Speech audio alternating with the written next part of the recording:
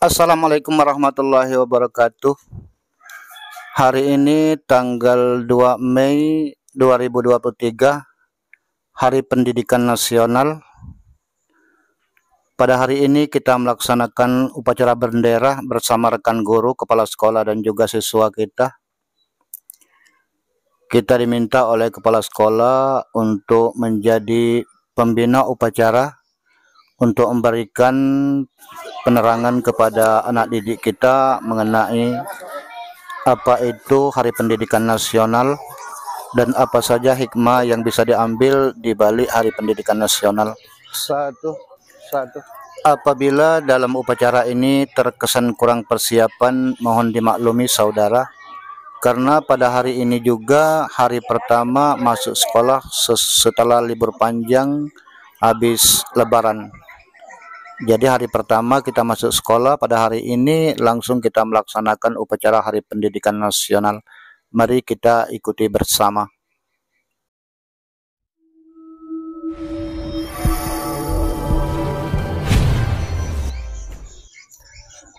Assalamualaikum warahmatullahi wabarakatuh.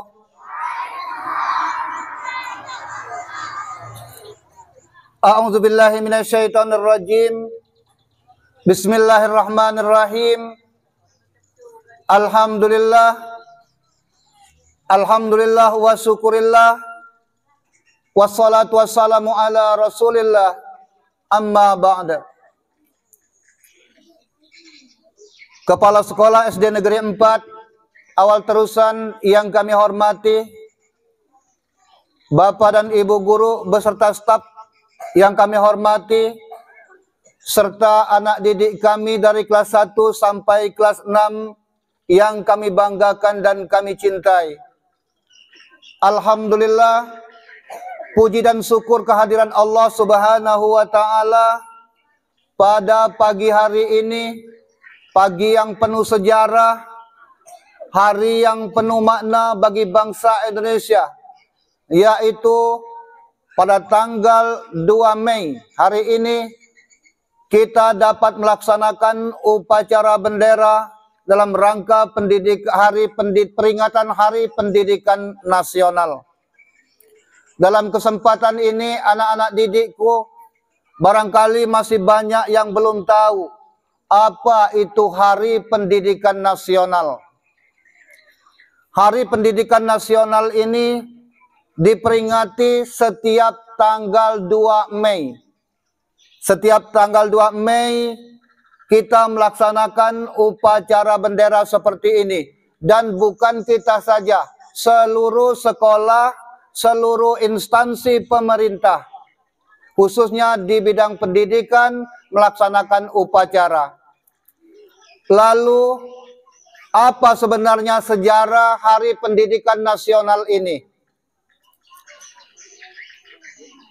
Bapak pendidikan kita itu Bapak Ki Hajar Dewantara. Jadi apabila ditanya siapa Bapak pendidikan atau tokoh pendidikan nasional, maka jawabnya Ki Hajar Dewantara. Nah, Bapak Ki Hajar Dewantara ini lahir pada tanggal 2 Mei 1889.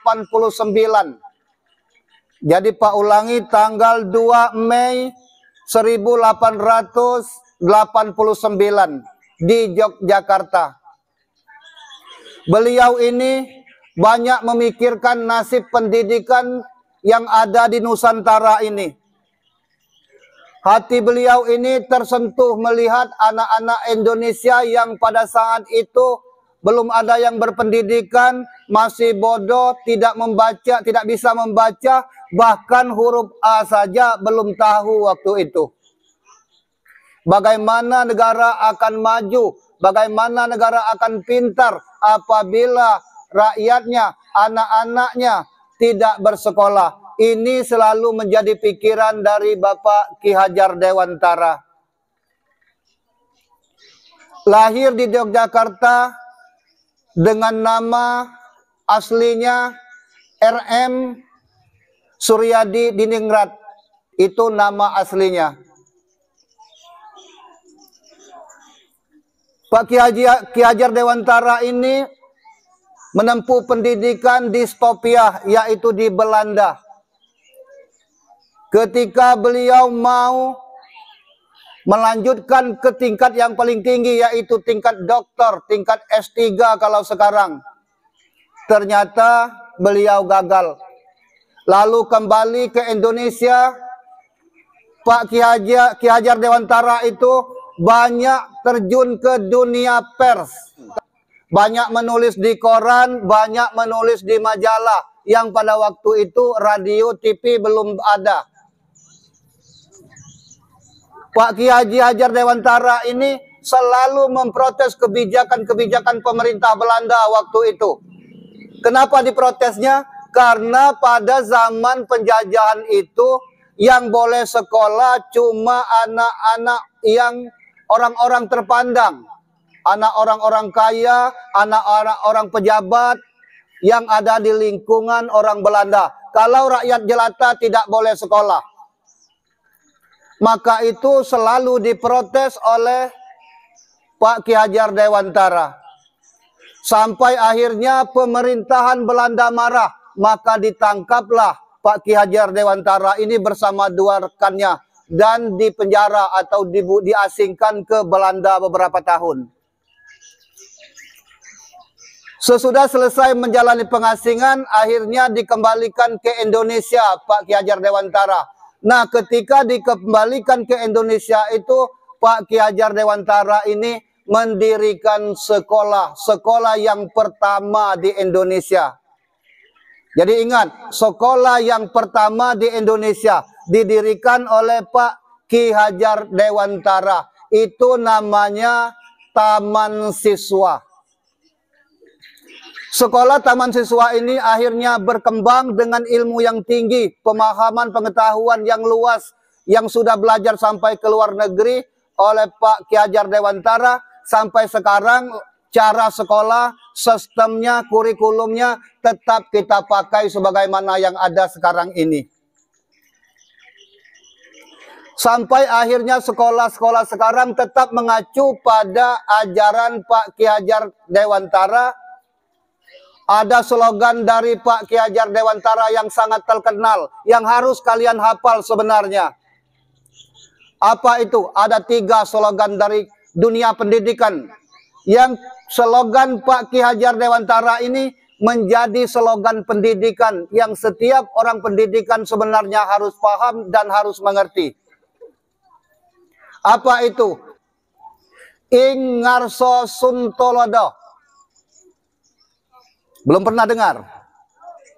Itu artinya berada di depan harus jadi teladan.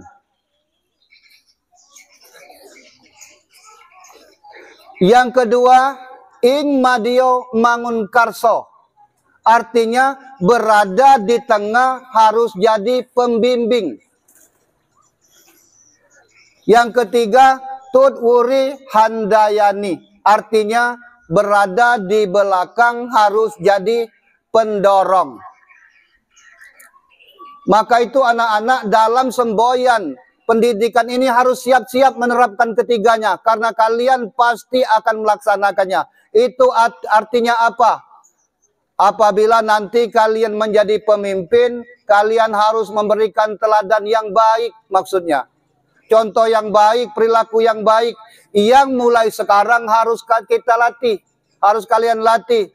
Jangan suka melanggar peraturan. Jangan suka berpakaian sembarangan. Harus rajin belajar. Hormat kepada orang tua. Hormat kepada guru. Hormat kepada orang yang lebih tua. Itu jikal bakal bisa menjadi contoh di masa depan. Ini yang dimaksud dunia pendidikan. Berada di depan bisa jadi teladan. Berada di tengah kalian nanti, di tengah-tengah masyarakat bisa jadi pembimbing. Yang membimbing bukan hanya guru, yang membimbing bukan hanya pemerintah, yang membimbing bukan hanya ketua atau kepala sekolah, tapi siapapun yang di tengah harus membimbing mereka-mereka yang sama-sama belum bisa. Begitupun di kelas. Yang merasa pintar harus membimbing yang belum bisa, bukan mencemooh yang bodoh. Itu maksudnya. Banyak di sini anak-anak mentang-mentang pintar ketika anak lain tidak bisa membaca menulis. Itu tidak sesuai dengan semboyan pendidikan. Begitupun Tut Wuri Handayani, artinya kalau kita di belakang, di barisan paling belakang, kita harus jadi penyemangat, pendorong. Atas jasa inilah, maka pemerintah Indonesia memberikan penghargaan kepada Pak Ki Hajar Dewantara. Apa penghargaannya? Ditetapkanlah hari lahirnya Pak Ki Hajar Dewantara, ditetapkan sebagai Hari Pendidikan Nasional. Jadi 2 Mei Hari Pendidikan Nasional itu adalah hari lahirnya Pak Ki Hajar Dewantara. Kita wajib untuk meneruskan cita-cita dari Pak Ki Hajar Dewantara ini. Tadi dibacakan oleh petugas yang membacakan pembukaan Undang-Undang Dasar 1945 di alinea keempat. Dan untuk memajukan kesejahteraan umum, mencerdaskan kehidupan bangsa. Nah, disinilah tugas kita. Kalau memajukan kesejahteraan umum itu tugas pemerintah, tugas kades, tugas bupati, tugas gubernur, maka mencerdaskan kehidupan bangsa, tugasnya orang-orang pendidikan termasuk guru. Jadi itu anak-anak didikku latar belakang adanya Hari Pendidikan Nasional ini. Maka dengan adanya Hari Pendidikan Nasional ini, kita semua berharap kalian paham, kalian mengerti, kalian bisa menerapkannya ke dalam kehidupan sehari-hari. Bagaimana menjadi orang yang berpendidikan, orang yang sekolahan, yang berbeda dengan orang yang tidak sekolah. Jangan sampai kita orang berpendidikan, kita orang sekolah, tapi perilaku sama dengan orang yang tidak sekolah. Ini saja sambutan dalam kesempatan ini. Semoga memberi manfaat. Kami akhiri. Wabillahi taufiq wal hidayah. Wassalamualaikum warahmatullahi wabarakatuh. Siap.